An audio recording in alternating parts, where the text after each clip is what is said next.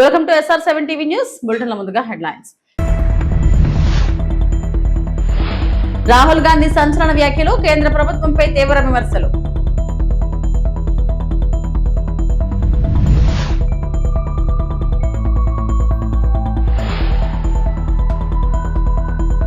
అమరావతి అభివృద్ధి సహా కీలక నిర్ణయాలు, సీఎం చంద్రబాబు అధ్యక్షతన కేబినెట్ మీటింగ్.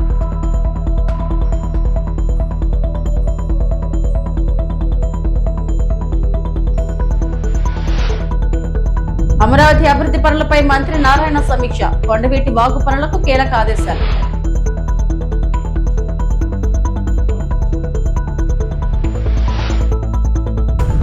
తిరుమలలో పెద్ది దర్శకుడు బుచ్చిబాబు దర్శనం, శ్రీవారి ఆశీస్సులు కోరుకున్న చిత్ర బృందం.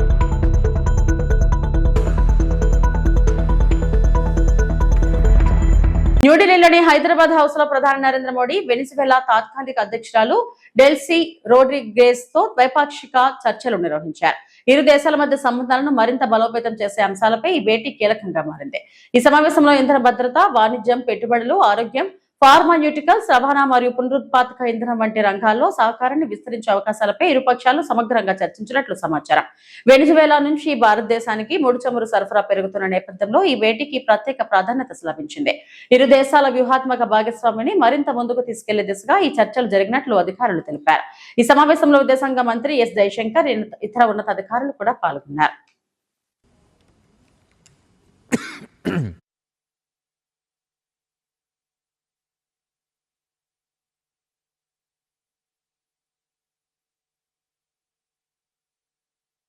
डेल्सी रॉड्रिग्स 3 से 7 जून की यात्रा, भारत यात्रा पर है, यानी 5 दिनों का ये दौरा। और आज ये द्विपक्षीय वार्ता की शुरुआत बहुत ही अहम, जब भारत अपनी ऊर्जा सुरक्षा में विविधता लाने का प्रयास कर रहा है, अपनी एनर्जी बास्केट को डाइवर्सिफाई कर रहा है। अब जानते हैं कि ओमान के साथ भारत का FTA हाल ही में लागू हुआ 1 जून से, जिसके बाद ऊर्जा सुरक्षा को मजबूती मिली। और अब वेनेजुएला, जिसमें भारत की जो सार्वजनिक क्षेत्र की कंपनियां हैं उनका भी निवेश है, इससे ऊर्जा सुरक्षा के साथ साथ जो रणनीतिक संबंध है दोनों देशों के बीच, उसको और भी मजबूती मिलेगी. న్యూఢిల్లీలో ట్రైబల్ కాంగ్రెస్ ఆధ్వర్యంలో నిర్వహించిన గిరిజన నాయకుల సమావేశంలో లోక్సభ ప్రతిపక్ష నేత రాహుల్ గాంధీ కేంద్ర ప్రభుత్వంపై తీవ్ర విమర్శలు చేశారు. కేంద్ర ప్రభుత్వం ఆధీనంలో సంస్థల్లో అంతర్గత అసంతృప్తి పెరుగుతుందని, రానున్న నెలల్లో దేశ రాజకీయాల్లో కీలక పరిణామాలు చోటు చేసుకునే అవకాశం ఉందని వ్యాఖ్యానించారు. దేశ ఆర్థిక పరిస్థితిపై కూడా ఆందోళన వ్యక్తం చేసిన రాహుల్ గాంధీ, ప్రపంచ ఆర్థిక ఒత్తిడుల నుంచి దేశాన్ని రక్షించే వ్యవస్థలను బీజేపీ ప్రభుత్వం బలహీనపరుస్తుందని ఆరోపించారు. ఈ పరిస్థితులు భవిష్యత్తులో ఆర్థిక సంక్షోభానికి దారితీసే ప్రమాదం ఉందని హెచ్చరించారు. పాలన, ఆర్థిక వ్యవస్థ, ప్రజాస్వామ్య పరిరక్షణ వంటి అంశాలపై రాహుల్ గాంధీ చేసిన వ్యాఖ్యలు దేశవ్యాప్తంగా కొత్త రాజకీయ చర్చకు దారితీశాయి. आर्थिक सुनामी आ रही है, भयंकर आर्थिक सुनामी अब आ रही है। उसका कारण है कि हिंदुस्तान का जो प्रोटेक्शन का सिस्टम था, जो इंटरनेशनल इकोनॉमी से एक प्रकार से शॉक अब्जॉर्बर था, उसको बीजेपी ने हटा दिया है। तो एक तरफ से भयंकर आर्थिक सुनामी आ रही है, प्राइसेस बढ़ रही हैं, और ये अभी शुरुआत देखी आपने। ऐसी इकोनॉमिक क्राइसिस आएगी हिंदुस्तान में जो आपने अपने लाइफ में नहीं देखी होगी। ये हो रहा है, इसको अब कोई रोक नहीं सकता है। दूसरी तरफ क्या हो रहा है, हिंदुस्तान के अंदर, सिस्टम के अंदर इंस्टीट्यूशनल रिवोल्ट हो रहा है। तो आप सोचती हैं कि इलेक्शन कमीशन फुली कंट्रोल्ड है, वो 3 साल पहले फुली कंट्रोल्ड है। चीफ इलेक्शन कमिश्नर के मैसेजेस मेरे पास आ रहे हैं, head of intelligence system, senior judiciary, सारों के सारे रिवोल्ट कर रहे हैं, इंफॉर्मेशन दे रहे हैं हमें। तो जो कंट्रोल का सिस्टम था एक तरफ से, वो कोलैप्स कर रहा है अंदर से, क्योंकि लोगों को दिख रहा है कि जनता का प्रेशर अब ऐसा भयंकर आएगा, अगर हम इस रास्ते पे चलते गए तो हमारे लिए रिस्क हो जाएगा। आप क्या सोचते हो, अगर जनता को मालूम है कि इलेक्शन सिस्टम रिग्ड है, और जनता की मतलब इकोनॉमिक प्रेशर, गरीबी, दर्द के कारण जनता में गुस्सा आ गया, आप क्या सोचते हो कि इलेक्शन कमिश्नर को डर नहीं लगेगा कल क्या होने वाला है? तो अब क्या हो रहा है, सिस्टम अंदर से ऐसे हिल रहा है पूरा।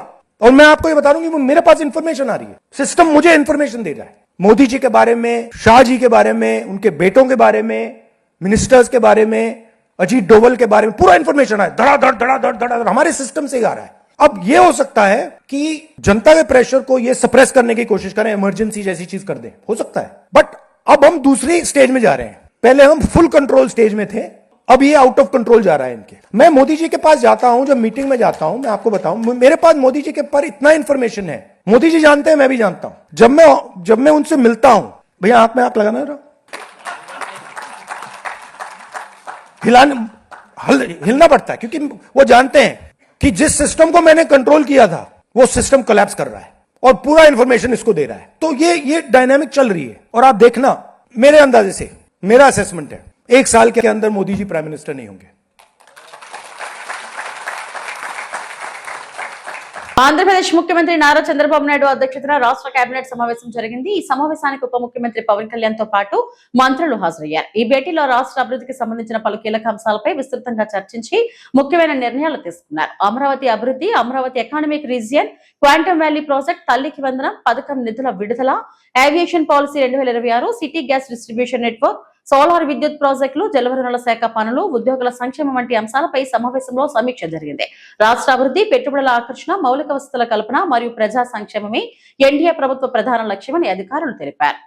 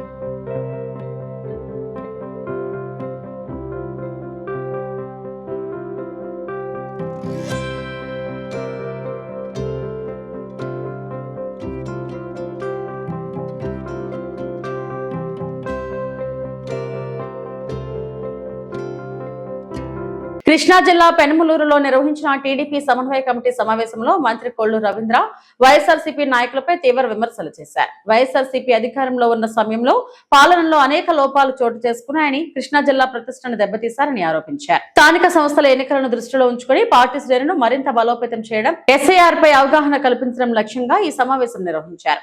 రానున్న ఎన్నికల్లో జిల్లా వ్యాప్తంగా టీడీపీ విజయమే లక్ష్యంగా పనిచేయాలని మంత్రి కొల్లు రవీంద్ర పార్టీ కార్యకర్తలకు పిలుపునిచ్చారు. అలాగే వైఎస్ఆర్సీపీ నాయకుల అవినీతి అక్రమాలను ప్రజల్లోకి తీసుకెళ్లి గట్టిగా ఎదుర్కోవాలని సూచించారు.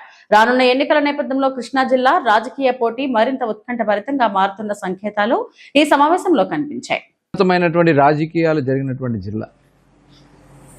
జిల్లా పరువుని 5 సంవత్సరాలు సర్వనాశనం చేసి, అసలు జిల్లా అభివృద్ధి గురించి కనీసం పట్టించుకోకుండా 5 సంవత్సరాలు దోపిడీయే ప్రథమావధిగా తోడు దొంగల్లాగా దోచుకుని ఈ జిల్లాని, కృష్ణా జిల్లా అంటేనే ఒక భయం కలిగించే విధంగా వ్యవహరించినటువంటి వైఎస్ఆర్ పార్టీ నాయకులు, ఆనాడు మంత్రులుగా పనిచేసినటువంటి పేర్ని నాని, అలాగే కొడాలి నాని, అక్కడ గన్నవరంలో వంశీ, అందరూ ఎమ్మెల్యేలు అందరూ కూడా పామరులో ఇసుక దొంగ, వీళ్ళందరూ కలిసి దోపిడీ చేసి ఇవాళ పతివ్రతల్లాగా మాట్లాడుతూ ఉంటే నిజంగా ప్రజలు అపహాస్యం చేసుకుంటా ఉన్నారు. వాళ్ళని చూసి సిగ్గుపడతా ఉన్నారు. ఇవాళ చీప్ ప్రచారాల కోసం, లేకపోతే మీడియాలో ఫోకస్ అవ్వాలనే ఒక దుర్మార్గమైనటువంటి ఆలోచనలతో మీరు మాట్లాడుతున్నటువంటి భాష మీ ప్రతిష్టను మరింత దిగజారుస్తున్న విషయాన్ని గుర్తుపెట్టుకోండి. ఈ జిల్లా ప్రతిష్టను మరింత దిగజారుస్తుందని గుర్తుపెట్టుకోండి. ఆంధ్రప్రదేశ్ రాజధాని అమరావతి అభివృద్ధి పనులను మున్సిపల్ పరిపాలనా శాఖ మంత్రి పొంగూరు నారాయణ స్వయంగా పరిశీలించారు. ఈ సందర్భంగా కొండవీటి వాగుపై నిర్మిస్తున్న వంతెనల పనులను సమీక్షించిన మంత్రి వాగులో పేరుకుపోయిన మట్టి స్టీల్ ను వెంటనే తొలగించి నీటి ప్రవాహానికి ఎలాంటి ఆటంకం లేకుండా చూడాలని అధికారులను ఆదేశించారు. వరదల నివారణకు ప్రత్యేక ప్రాధాన్యత ఇవ్వాలని సూచించిన మంత్రి ఇరుకుగా ఉన్న ప్రాంతాల్లో కొండవీటి వాగును మరింత వెడల్పు చేయాలని ఆదేశాలు జారీ చేశారు. అలాగే నీరుకొండ రిజర్వాయర్ నిర్మాణం పనులను వేగవంతం చేసి నిర్దేశిత గడువులో పూర్తి చేయాలని అధికారులకు స్పష్టం చేశారు. రాజధాని ప్రాంత అభివృద్ధిలో నాణ్యత, వేగం రెండింటినీ సమన్వయం చేస్తూ పనులు కొనసాగించాలని మంత్రి నారాయణ సూచించారు. ఈ జరిగేటప్పుడు రేపు వర్షాల వల్ల వర్క్ లో ఆగొచ్చు. ఎక్కడైతే బ్రిడ్జ్ కడుతున్నారో కట్టే దగ్గర అటు ఇటు కట్టేయటం వల్ల దాని మీద యాక్చువల్గా నేను, మన లక్ష్మీప్రసాద్ గారు, అధికారులు అందరూ కలిసి నిన్న ఇవాళ ఇన్స్పెక్షన్ చేయడం జరిగింది. ఇవాళైతే N9 కొండవీటి వాగు N9 రోడ్ని మీద బ్రిడ్జ్ కడుతున్నారు. కొండవీటి వాగు మీద N9 రోడ్డు మీద బ్రిడ్జ్ కడుతున్నారు. అదేవిధంగా N8 దగ్గర కడుతున్నారు, N7 దగ్గర కడుతున్నారు. వాటిని యాక్చువల్గా వాళ్ళ ఇన్స్పెక్షన్ జరిగింది. అయితే ఎక్కడైతే బ్రిడ్జ్ కడుతున్నారో బ్రిడ్జ్ దగ్గర పనులు జరిగేటప్పుడు వాటరు ఆ బ్రిడ్జ్ కింద పాలేవు. ఎందుకంటే అటు ఇటు కట్టేసి చిన్న డైవర్షన్ చేస్తున్నారు, వెరీ స్మాల్ డైవర్షన్. అయితే రేపు ఫ్లడ్ వస్తే ఆ డైవర్షన్లో వాటర్ పోగలవా లేదనే దాని మీద యాక్చువల్గా ఇన్స్పెక్షన్ చేయడం జరిగింది. అది చాలా చిన్న డైవర్షను. ఎందుకంటే ఇప్పుడు వచ్చే వాటర్ చాలా కొద్దిగా, ఇప్పుడు వచ్చే వాటర్ అంతా పొలాల్లో లూజ్ వాటర్ కానీ ఏదైనా కొద్దిగా చిన్న నీళ్లు పడితే వచ్చాయి. కానీ రేపు రైనీ సీజన్లో హెవీ రైన్ వచ్చినప్పుడు వాటి మీద పాలేవు కాబట్టి ఇమీడియట్గా వాటిని మరికొంత వైడెన్ చేయమని యాక్చువల్గా ఇన్స్ట్రక్షన్ ఇవ్వడం జరిగింది. అవసరమైతే ఎక్కడైతే బ్రిడ్జ్లు కడుతున్నారో బ్రిడ్జ్లు కట్టే దగ్గర 2 పక్కల కట్లు వేశారు, బండి వేసుకున్నారు. కొండవీటి వాగు పాలవాగు మీద అటు ఇటు వేశారు. వాటిని అవసరమైతే ఇమీడియట్గా తొలగించమన్నాం, పరిస్థితులను బట్టి తొలగించమన్నాం. గత సంవత్సరం వెస్టర్న్ బైపాస్ కింద ఏదైతే వెంట్స్ ఉన్నాయో వెంట్స్ని కింద మట్టిని తీయకుండా వాటర్ అంతా బ్లాక్ అయింది. 4 రోజుల తర్వాత అక్కడ రోడ్డుని కట్ చేసాం. ఈసారి అటువంటి పరిస్థితి రాకూడదని ముందు జాగ్రత్తగా నిన్న వెస్టర్న్ బైపాస్ని కంప్లీట్గా విజిట్ చేసాం. అక్కడ ఇన్స్ట్రక్షన్ ఇచ్చాం. దాదాపు దాని కింద ఉన్న మట్టి, వెంట కింద ఉన్న మట్టి అంతా తీసేస్తున్నారు. వాళ్ళు అడిగింది 10 days అని అడిగారు. 10 daysలో పూర్తిగా తొలగిస్తామని. కాబట్టి గత సంవత్సరం వచ్చినట్టు వెస్టర్న్ బైపాస్ కింద ప్రాబ్లం రాదు. అయితే కొండవీటి వాగు పాలవాగు దగ్గర ఎక్కడైతే బ్రిడ్జిలు కడుతున్నారో అక్కడ ప్రాబ్లమ్స్ వచ్చే పాసిబిలిటీ ఉంది. దీన్ని ముందు జాగ్రత్తగా గ్రహించి వాళ్ళకి ఇన్స్ట్రక్షన్ ఇవ్వటం, ఆల్టర్నేట్ ఏం చేయాలా. ఎందుకంటే ఇదంతా వర్క్ అయిందాకే. ఒక్కసారి కొండవీటి వాగు పాలవాగు అయిపోయి ఈ బ్రిడ్జెస్ ఏదైతే E1, E2, E3, E4, E16 east west మీద E1 నుంచి E16 దాకా రోడ్డు జరుగుతున్నాయి, ట్రంక్ రోడ్స్. అదేవిధంగా N1, N2, N18 north to south మీద ఒక 18 బ్రిడ్జిలు జరుగుతున్నాయి. 18 రోడ్లు 18 బ్రిడ్జిలు. 18 రోడ్లు అయినప్పుడు క్రాస్ వస్తాయి. నర్సీపట్నం ప్రభుత్వ ఆసుపత్రి అభివృద్ధిపై రాష్ట్ర శాసనసభ స్పీకర్ చింతకాయల అయ్యన్న పాత్రుడు ప్రత్యేక దృష్టి సారించారు. గురువారం ఆసుపత్రి అభివృద్ధి కమిటీ సభ్యులతో కలిసి ఆసుపత్రిలో సమీక్ష సమావేశం నిర్వహించారు. ఈ సందర్భంగా మాట్లాడుతూ గత 5 ఏళ్లుగా ఆసుపత్రి అభివృద్ధి నిలిచిపోయిందని, ప్రస్తుతం రోగులకు మెరుగైన వైద్య సేవలు అందించేందుకు చర్యలు తీసుకుంటున్నామని తెలిపారు. ఆసుపత్రికి వచ్చే ప్రతి రోగికి కార్పొరేట్ స్థాయి వైద్యం అందించడమే లక్ష్యమన్నారు. మౌలిక సదుపాయాల కల్పనలో భాగంగా నియోజకవర్గంలోని 9 ప్రాథమిక ఆరోగ్య కేంద్రాలకు 14 డెల్ కంప్యూటర్లు, HP ప్రింటర్లను పంపిణీ చేశారు. సాంకేతిక సదుపాయాలతో వైద్య సేవలు మరింత వేగవంతమవుతాయని పేర్కొన్నారు. ఎన్టీఆర్ వైద్య సేవ ట్రస్ట్ ద్వారా గత 2 సంవత్సరాల్లో 13,449 మంది రోగులకు ఉచిత చికిత్స అందించినట్లు సమీక్షలో వెల్లడైంది. Gynaecology, general medicine, general surgery, orthopaedic తదితర విభాగాల్లో సేవలు పెరిగినట్లు అధికారులు వివరించారు. అనంతరం ఆసుపత్రిలో భద్రతా లోపాలపై స్పీకర్ అసంతృప్తి వ్యక్తం చేశారు. సెక్యూరిటీ కాంట్రాక్టర్ను హెచ్చరిస్తూ భద్రతా ఏర్పాట్లు వెంటనే మెరుగుపరచాలని ఆదేశించారు. ఈ సమావేశంలో ఆసుపత్రి అభివృద్ధి కమిటీ సభ్యులు, వైద్యాధికారులు, మున్సిపల్ అధికారులు, ప్రజాప్రతినిధులు పాల్గొన్నారు.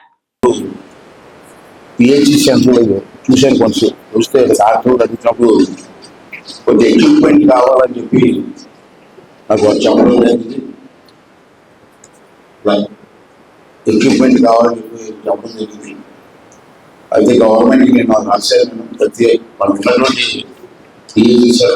నీటిలో కూడా కావాలా, వేడి అవసరం, ఇవన్నీ కూడా మనం రాయడం జరిగింది. రిక్వైర్మెంట్స్ చెప్పారు నాకు, దాన్ని దృష్టిలో పెట్టుకొని గవర్నమెంట్ రాయడం జరిగింది. గవర్నమెంట్ నుంచి కలెక్టర్ గారికి డైరెక్షన్స్ వచ్చాయి. అప్పుడు కలెక్టర్ గారు నేను మాట్లాడుకున్న తర్వాత ఈ ఫండ్స్ ఎంత అవుతాయి లెక్క వేస్తే సుమారు 72,50,000 అవుతుందని చెప్పి ఒక బడ్జెట్ ఇచ్చారు. అది గవర్నమెంట్ బడ్జెట్ ఇంకా రావడానికి మనకి 3 months మార్చిలో ఉంటుంది మాకు బడ్జెట్.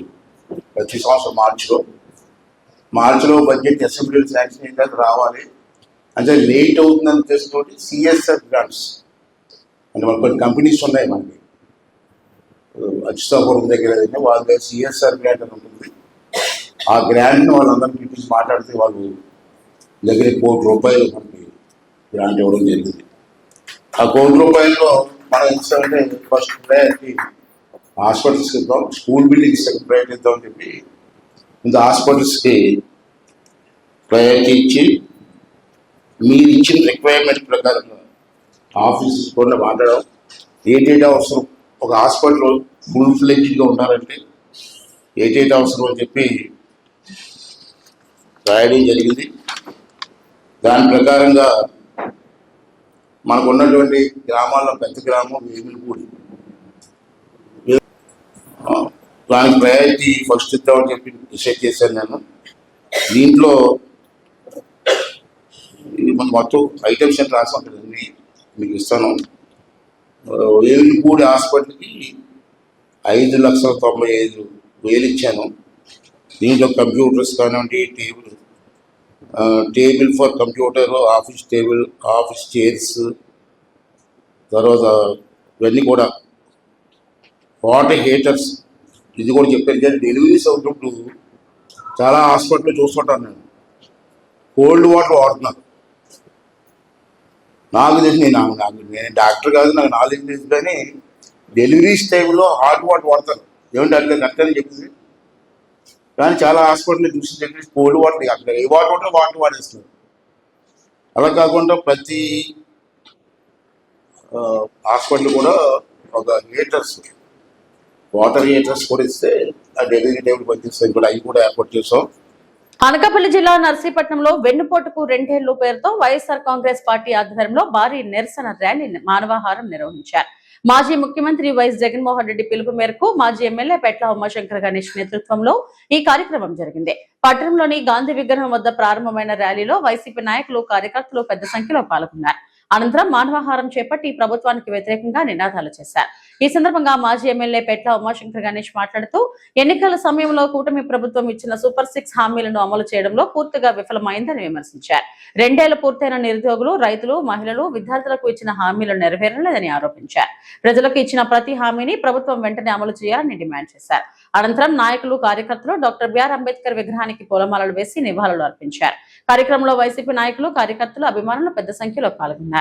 మాజీ ముఖ్యమంత్రి గారు వైఎస్ జగన్మోహన్ గారి పిలుపు మేరకు ఈరోజు నర్సీపట్నం నియోజకవర్గంలో మరి 4 మండలాల్లో కూడా మున్సిపాలిటీతో సహా అందరూ కూడా ఈరోజు బాబు వెన్నుపోటుకు 2 ఏళ్ళు అని చెప్పి ఈరోజు ఈ కార్యక్రమం చేపట్టడం జరిగింది. అందులో భాగంగా ఈరోజు మున్సిపాలిటీలో పార్టీ నాయకులందరూ కూడా, మున్సిపాలిటీ ప్లస్ రూరల్ నాయకులందరూ కూడా పాల్గొనడం జరిగింది. అది ముఖ్యంగా చెప్పాలంటే ఆనాడు 2 సంవత్సరాల ముందు, ఎన్నికల ముందు చంద్రబాబు గారు ఎన్నో హామీలు ఇచ్చారు. సూపర్ 6లు, 7లు, 8లు, 9లు, 10లు చాలా ఇచ్చారు. అప్పటికే ప్రజలందరూ కూడా, రాష్ట్ర ప్రజలందరూ కూడా జగనన్న బాగానే ఇస్తున్నారు, ఎక్కడ పార్టీలు చూడలేదు, ఎక్కడ రాజకీయాలు చూడలేదు, అర్హులైన ప్రతి ఒక్కరు కూడా ఇస్తారని చెప్పి ఎంతో సంతోషించినప్పటికీ కూడా మరి ఏదైతే చంద్రబాబు గారు ఇచ్చిన హామీలు చూసి ఆశపడి అత్యాశకు పోయి ఈరోజు మోసపోయే పరిస్థితి ఈరోజు అందరూ కూడా రాష్ట్ర ప్రజలందరూ కూడా చూస్తున్నారు. ఎందుకంటే ఈరోజు 2 సంవత్సరాలు పూర్తి చేసుకుంది. ఈ 2 సంవత్సరాలు కూడా మొదటి సంవత్సరం ఏ ఒక్క పథకం కూడా ఇవ్వాల. చాలా పథకాలు చెప్పారు, చాలా హామీలు ఇచ్చారు, చాలా మంది నమ్మి ఓట్లేశారు. ఈరోజు మొదటి సంవత్సరం ఏ ఒక్క హామీ కూడా చేయలేదు. 2వ సంవత్సరం కూడా అరకొరగా చేస్తున్నారు. ఒక్కసారి నేను మాట్లాడేది ఏంటంటే ఈరోజు ఓన్లీ నర్సీపట్నం నియోజకవర్గం గురించి మాట్లాడుతాను నేను. ఈరోజు నర్సీపట్నం నియోజకవర్గంలో ఆ రోజు చంద్రబాబు గారు ఆదేశాల మేరకు ఇక్కడ ఉన్న చింతకాల అయ్యన్న పాత్రి గారు ఎన్నో వాగ్దానాలు చేశారు.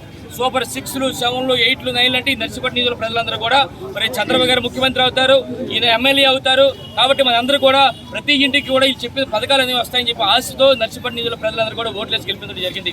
ఒక్కసారి మీ ద్వారా నర్సీపట్నం నియోజకవర్గ ప్రజలందరూ కూడా గుర్తు చేస్తాను. మొదటి పథకం ఏంటంటే యువతకు, నిరుద్యోగ యువతకి మరి 3,000 రూపాయలు ఇస్తారంటే పాపం ఈ రోజు నర్సీపట్నం నియోజకవర్గ ప్రజలందరూ కూడా, యువతలు ఎవరైతే ఉన్నారో యువకులందరూ కూడా మరి ఓట్లేసి గెలిపించారు ఎక్కువ శాతం మంది. తీరా వచ్చిన తర్వాత ఈ 2 సంవత్సరాలు అయింది, 3,000 రూపాయలు ఇస్తున్నారు. 3,000 రూపాయలు ఒక్క పైసా వచ్చింది అడుగుతున్నా ఈరోజు నిరుద్యోగులకి అందరూ కూడా.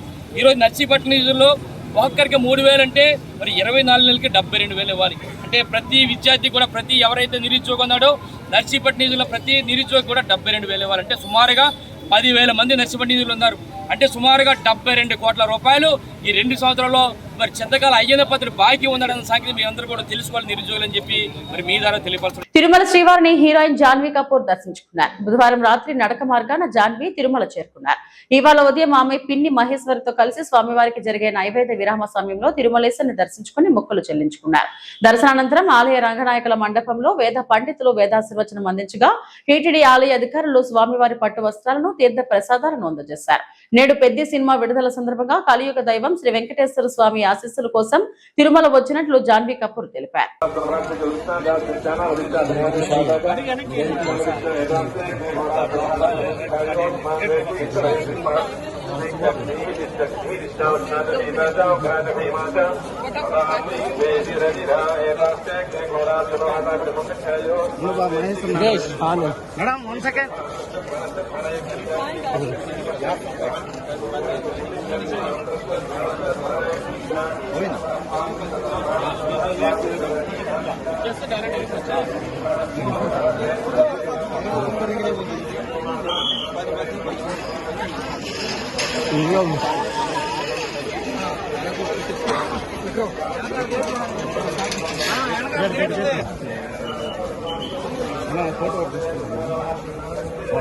తిరుమల శ్రీవారిని పెద్ద చిత్ర దర్శకుడు బుచ్చిబాబు దర్శించుకున్నారు. బుధవారం సాయంత్రం కుటుంబ సభ్యులతో కలిసి స్వామివారి సేవలో పాల్గొన్నారు. దర్శనం అనంతరం ఆలయ అధికారులు స్వామివారి తీర్థ ప్రసాదాలను వారికి అందజేశారు. ఆలయం వెలుపల మీడియాతో బుచ్చిబాబు మాట్లాడారు. పెద్ది కోసం హీరో రామ్ చరణ్ తో పాటు చిత్ర యూనిట్ అంతా చాలా కష్టపడ్డామని చెప్పారు. శ్రీవారి ఆశీస్సులతో పెద్ది ఘన విజయం సాధించాలని ఆకాంక్షించారు.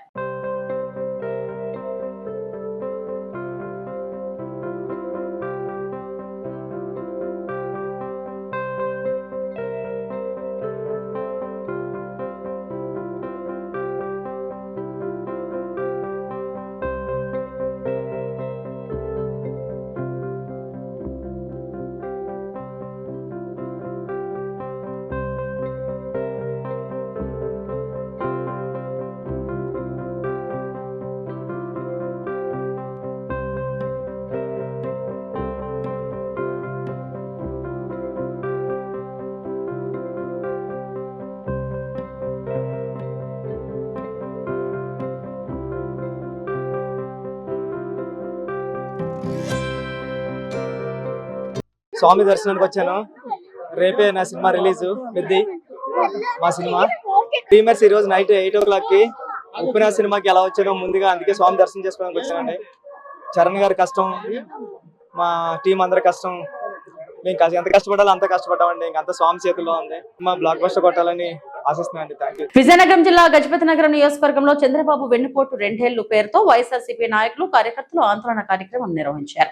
గజపతి నగరం జాతీయ రహదారిపై పెద్ద ఎత్తున చేరుకున్న వైసీపీ శ్రేణులు రహదారిని దిగ్బంధించి కూటమి ప్రభుత్వానికి వ్యతిరేకంగా నినాదాలు చేశారు. అనంతరం గజపతి నగరం 4 రోడ్ల కూడల వద్ద కూటమి ప్రభుత్వం ప్రకటించిన సూపర్ 6 హామీలకు సంబంధించిన పోస్టర్లను దహనం చేసి నిరసన వ్యక్తం చేశారు. ప్రభుత్వం ఎన్నికల సమయంలో ఇచ్చిన హామీలను అమలు చేయడంలో విఫలమైందని ఆరోపిస్తూ ప్రజలను మోసం చేసిందని వైసీపీ నాయకులు విమర్శించారు. ఈ ఆందోళన కార్యక్రమంలో పార్టీ నాయకులు, కార్యకర్తలు మరియు వైసీపీ శ్రేణులు పెద్ద సంఖ్యలో పాల్గొన్నారు. ఇది 2 ఏళ్లు పూర్తయిన సందర్భంగా ప్రజలకు ఎన్ని పోటు పెట్టిన ప్రభుత్వం ఇది. ప్రజలకు అన్ని విధాలుగా చేస్తామని చెప్పేసి మోసం చేస్తున్న దగాకోరి ప్రభుత్వం ఏదైతే ఉందో ఈ కూటమి ప్రభుత్వం. అలాగే అందులో భాగంగానే సూపర్ 6 అని ప్రకటించారు. సూపర్ 6లో సంవత్సరానికి 3 సిలిండర్లు అన్నారు. ఒక్క సంవత్సరం 1 సిలిండర్ ఇచ్చారు, మిగతా సిలిండర్ని ఇవ్వలేదు. అలాగే ప్రతి ఆడ మహిళకి నెలకి 1500 ఇస్తా ఉన్నారు, అది ఇవ్వలేదు. గుర్తిస్తా ఉన్నారు, ఇవ్వలేదు. 50 సంవత్సరాల పెన్షన్ అన్నారు, ఇవ్వలేదు. ఇంతవరకు కూడా ఒక్కరికి ఒక ఇల్లు ఇవ్వలేదు, ఒక కొత్త పెన్షన్ ఇవ్వలేదు, రైతు భరోసా ఇవ్వలేదు. యూరియా రైతులకు అందరికీ కూడా యూరియాకి చాలా పాటుపడి ఈ రోడ్ల మీదకి వచ్చి పడి కాపులు కాసి లాఠీ చార్జ్ కొడుతున్న రోజులు ఉన్నాయి. ఇటువంటి చేతగాని ప్రభుత్వం ఉంటే ఏంటి, పోతే ఏంటి. కాబట్టి ఈ ప్రభుత్వానికి నిరసనగా మేము ఈరోజు ఈ కార్యక్రమం చేపట్టడం జరుగుతుంది. మరి ఈ డిఎస్సికి నిన్న 400 మందికి స్పోర్ట్స్ కోటాలో 421 ఉద్యోగాలు స్పోర్ట్స్ కోటా అని చెప్పి మొత్తం మీద ఒక్కొక్కరి దగ్గర 21 లక్షల రూపాయలు తీసుకొని వాళ్ళకి అడ్డదారి నోటి ఉద్యోగాలు ఇవ్వడం జరిగింది. అలాగే కరెంటు ఛార్జీలు పెంచారు. పేపర్ తయారు చేసిన ఫస్ట్ ర్యాంకు. అలాగే ఇంతవరకు ఏంటంటే పేకాట కూడా స్పోర్ట్స్ కోటాలో పెట్టారు. పేకాట ఆడుకునే వాళ్ళు కూడా స్పోర్ట్స్ కోటా. పోలవరం జిల్లా దేవీపట్నం మండలం దండనికి వద్దకు చేరుకున్న బెంగళూరు నిపుణులు బృందం పెద్దపులి పశువులను దాడి చేసిన ప్రదేశాన్ని పరిశీలించిన నిపుణుల బృందం పోలవరం జిల్లా అధికారులతో సమీక్ష చేసి వివరాలు సేకరిస్తున్న నిపుణుల బృందం పెద్దపులి మెడలో ఉన్న రేడియో కాలర్ ట్రాకింగ్ సిస్టమ్ ద్వారా థర్మల్ డ్రోన్ కెమెరా ద్వారా పులి కదలికలు గుర్తిస్తున్న అటవీ అధికారులు. ప్రస్తుతం పెద్దపులి దండంగి వద్ద పెద్ద కొండల్లో ఉన్నట్లు రేడియో కాలర్ ట్రాకింగ్ సిస్టమ్ ద్వారా గుర్తింపు. పెద్దపులిని బంధించేందుకు హనుమాన్ రెస్క్యూ టీమ్ తో పాటు ఇప్పటికే 100 మంది అటవీ సిబ్బందిని రంగంలోకి దింపిన అటవీ శాఖ ఉన్నతాధికారులు.